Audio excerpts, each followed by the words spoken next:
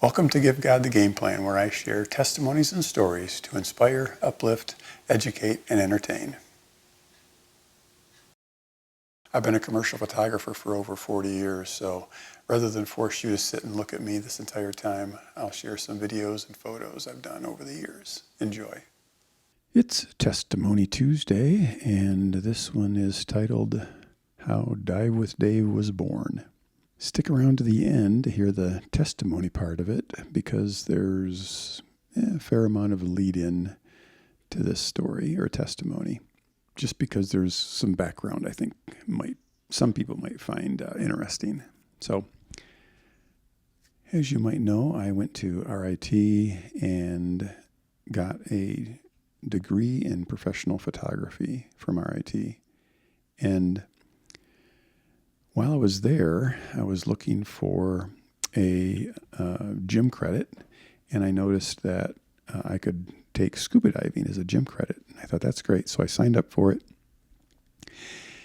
But once I got to the class, I realized I didn't just have to pay for the credits for the class. I had to pay the instructor, because I would have gotten PADI certified as an open water diver had I done the class. Well,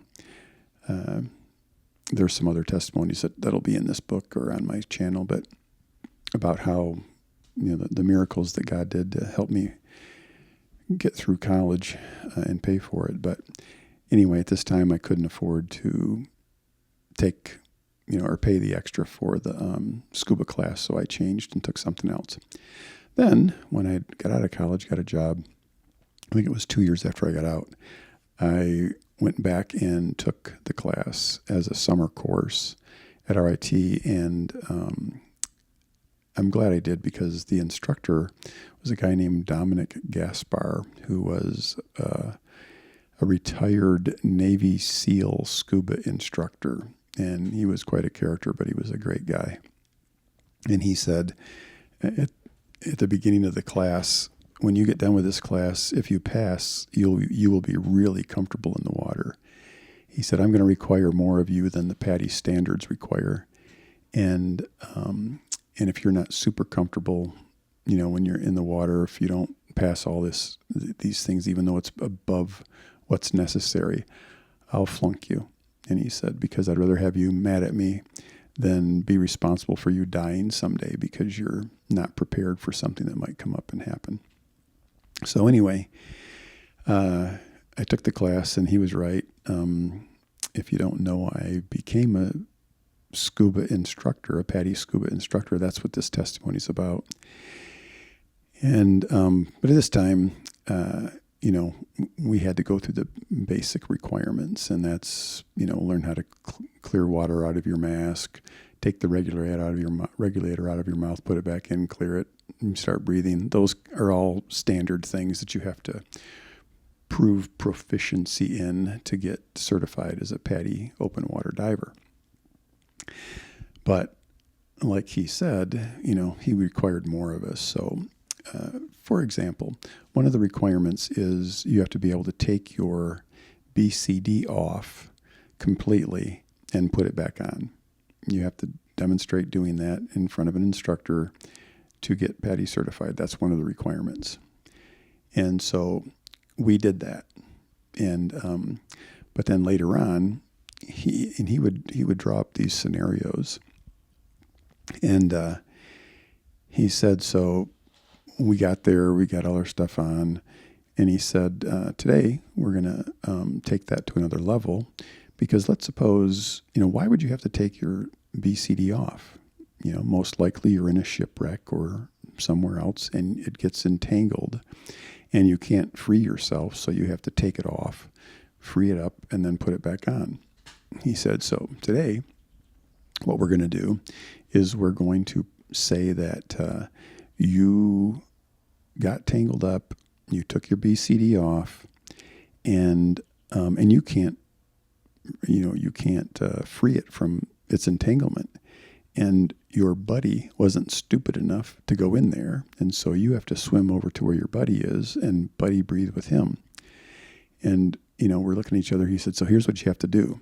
We all had our wetsuits, fins, masks, snorkels. but no scuba gear.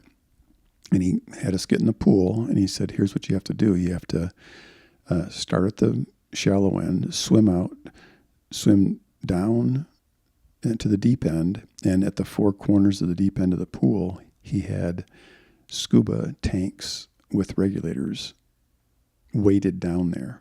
And so he said, what you're going to do is you're going to take 2 breaths and then swim to the next one.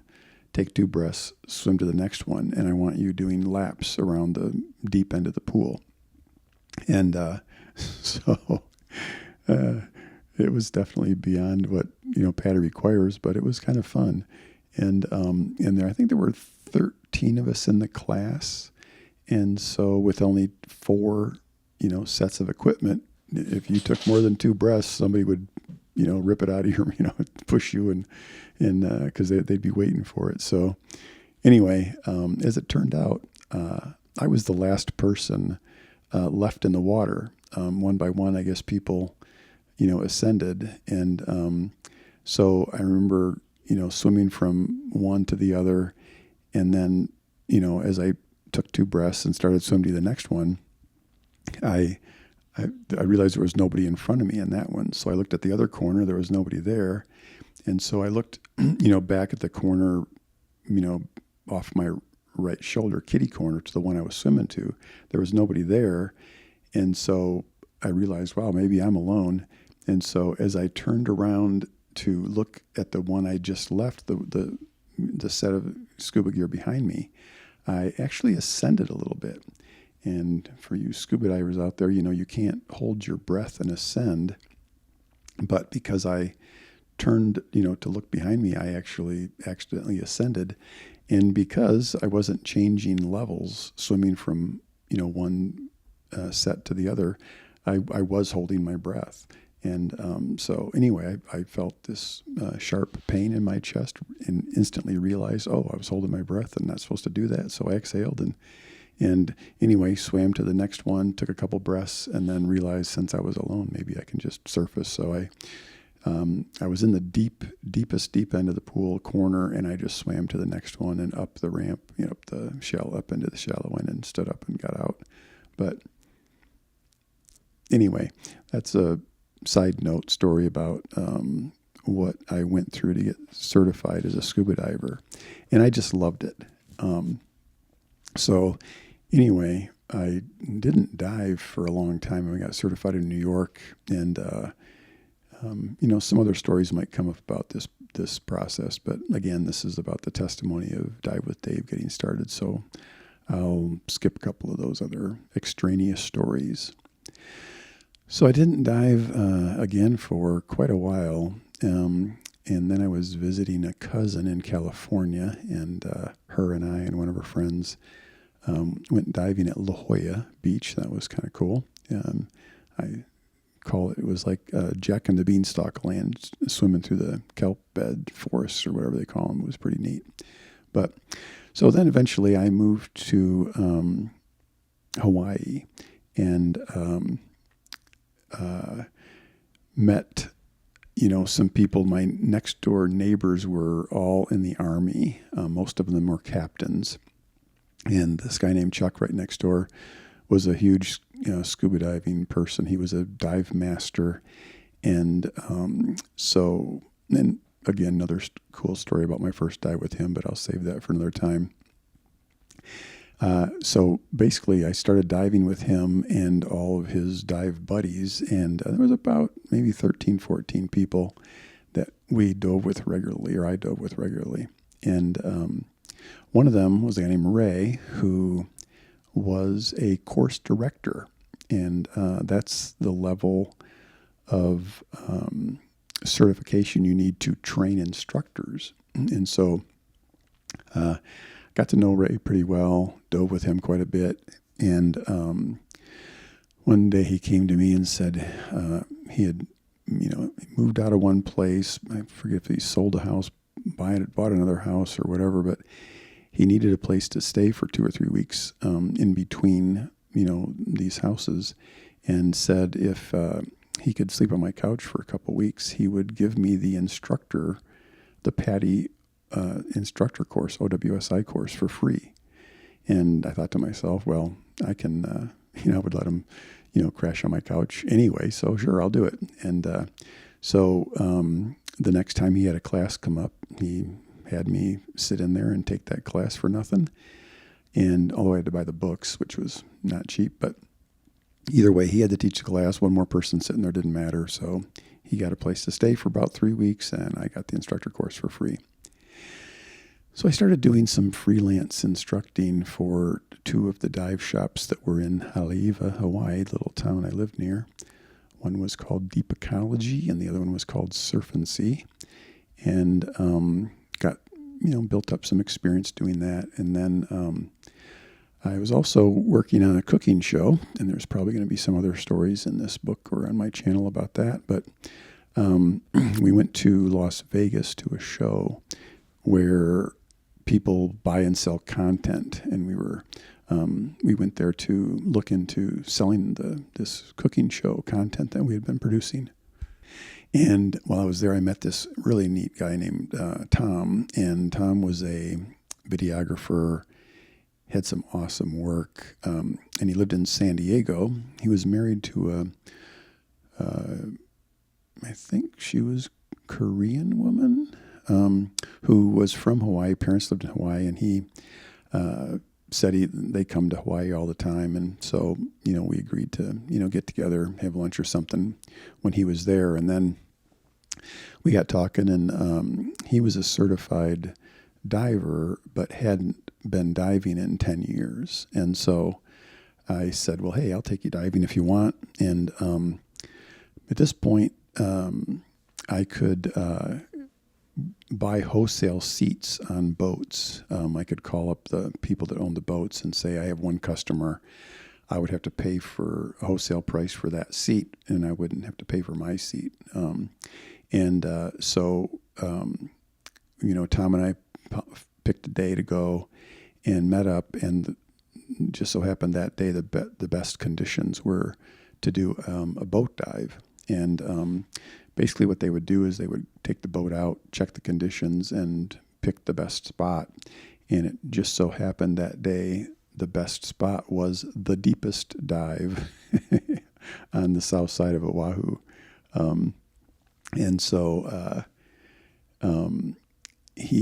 He was like, hey, look, I haven't been in the water in 10 years. I'm not sure I want to go down to 100 feet. And I just assured him, I said, look, it's, once you get below 30 feet, it all looks the same. And since it's just you and me, there's nobody else with us that would, provide pressure to, press on if you didn't want to continue. I said, if, at some point you get, where you're uncomfortable, just tell me and we'll stop. And but I said, basically, this is what, we'll go through. We'll do this, and all these different things. And so he was very nervous when we started, but when we got done with the dive, he just said, how did you know? He said, everything you said would happen step by step happened exactly the way you described it. How did you know that? And he said, you're too good at this to be working for other people. You need to have your own business. You need to have your own. And he said, one of the other things I do is build websites. He said, so when I get home, I want you to send me some pictures. You need to pick a name and send me some pictures, and I'm going to build you a website. And so that's how Dive with Dave was born. And I had a good friend in New York that was a client when I had my commercial photography studio out there. He was an art director. He designed a logo for me, or gave me a few different options, actually. And Tom built the website for me, and Dive with Dave was born, and I didn't have to pay to become an instructor, and I didn't have to pay for the website. And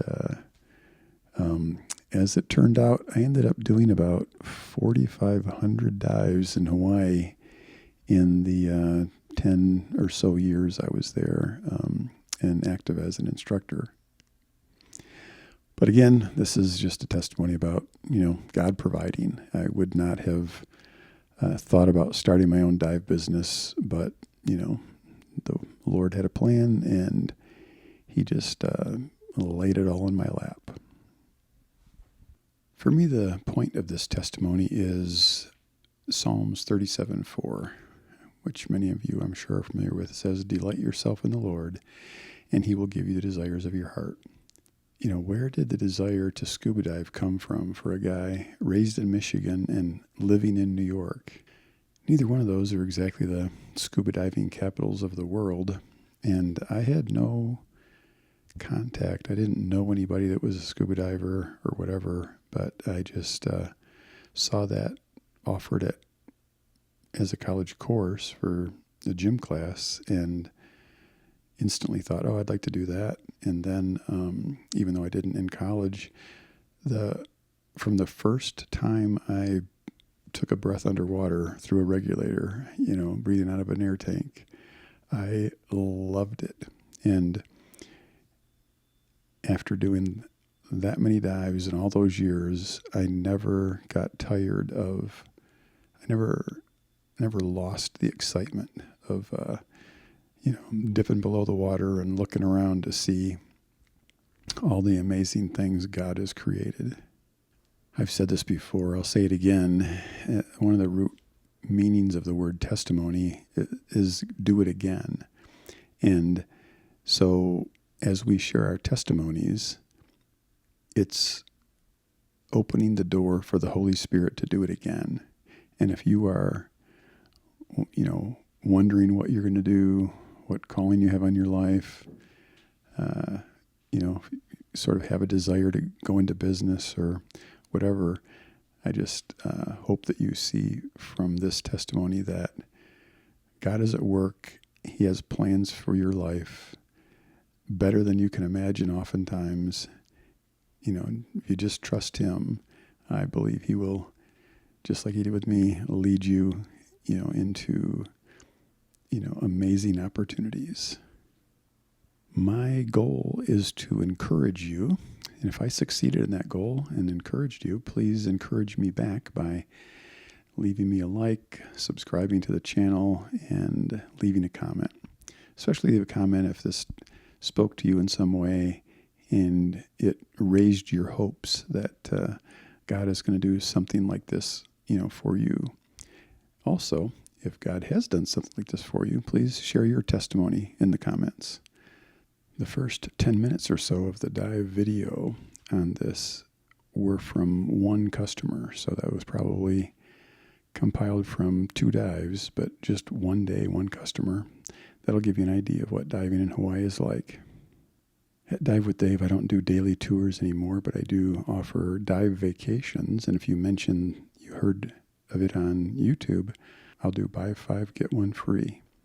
And I'll leave a link in the description. I also offer destination weddings. If any of you people out there want to incorporate scuba diving into your wedding plans in Hawaii, let me know.